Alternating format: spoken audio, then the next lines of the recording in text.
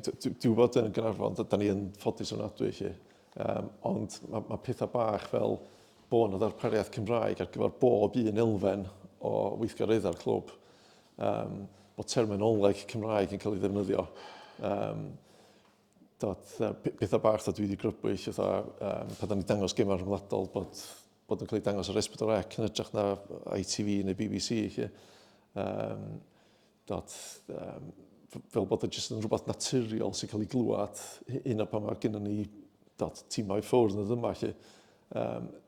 Da ni dal yn dil o neu siŵr bod yna gerddoriaeth Cymraeg neu darllidiau Cymraeg o'r gemau ar y teledu. Fel bod yn jyst rhywbeth naturiol a bod mae gennym ni aelodau sy'n chwarae yn dod o Llywydd y Leeds. A yn hytrach na ni yn addasu iddyn nhw, mae nhw wedyn i'r tegwch yn addasu ac yn dysgu.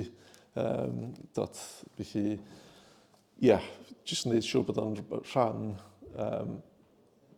o bob un elfen o'r clwb, o'r adran iau ymlaen. A dyn os ydyn rhywbeth naturiol yn adran iau, mae hwn yn rhywbeth mae'n jyst yn disgwyl gael ymlaen sydd trwy i'r tîmau hun.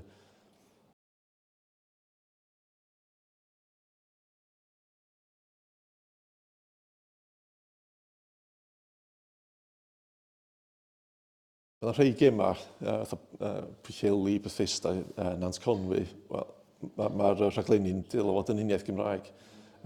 Ond os da ni'n cael tîmau sy'n trafeilio o ochr o Wrecsam,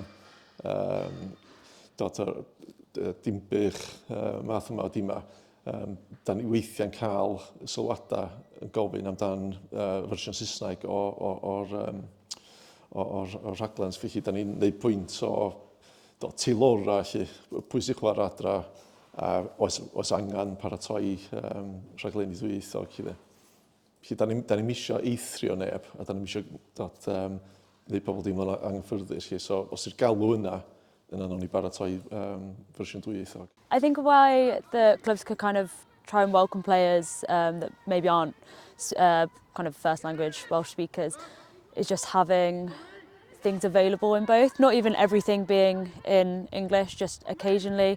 Like our coaches are really good at just making sure that we're following. Often it's quite easy because rugby is rugby, so even if it's in Welsh, you kind of figure out what's going on, but just kind of double checking, making sure that we don't feel isolated. So I think that's kind of something that other clubs can do. Felly mae yna dega'n codi lle mae angen defnydd o'r Saesneg mewn elfen o unrhyw gyflwyniad. Enghraifft goraf yn y clwb yn y thebyg i'r cinio blynyddol chwaraewyr. Eto, fel rheol, sy'n ni'n dweud bod 95% o'n chwaraewyr ni gyd yn siarad Cymraeg, rhan fwyaf nhw iaith gyntaf.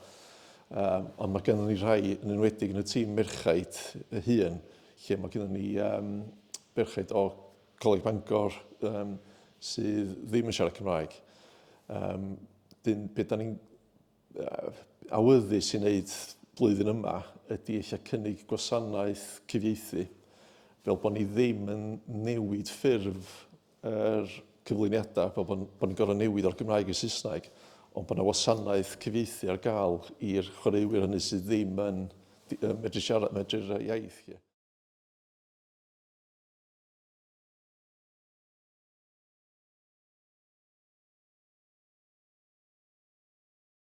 Dwi'n bod y clwb yn elfen bwysig iawn i bobl yr ardal a bobl Gaernarfon. Da ni'n cynnal digwyddiadau yma ar gyfer gwahanol asiantaethau yn lleol, clybiau falle'n defnyddio'r lle.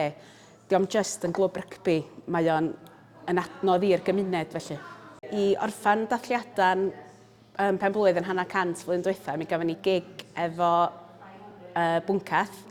Da ni wedi cael gig ddechrau'r flwyddyn hefo Alice Williams a Gosian Williams a Toco Mololo. Da ni'n gobeithio trefnu gig teulu ar gyfer diwedd yr tymor rygbi. A da ni'n cael sesiynau comedi efo Cadw'r. Tan blwyddyn diwethaf, doeddwn ni erioed wedi trefnu gig yma'r criw sydd yma'n bresennol. A wedyn mi nathon ni benderfynu, reit, da ni'n wedi wneud o, cerwch amdani hi, mae werth wneud o. A wedyn drwy hynny, mae rhywun yn cyfrannu wedyn tuag at i'r gymdeithas yn lleol felly ac yn trio capdenu pobl gwahanol i mewn i'r clwb.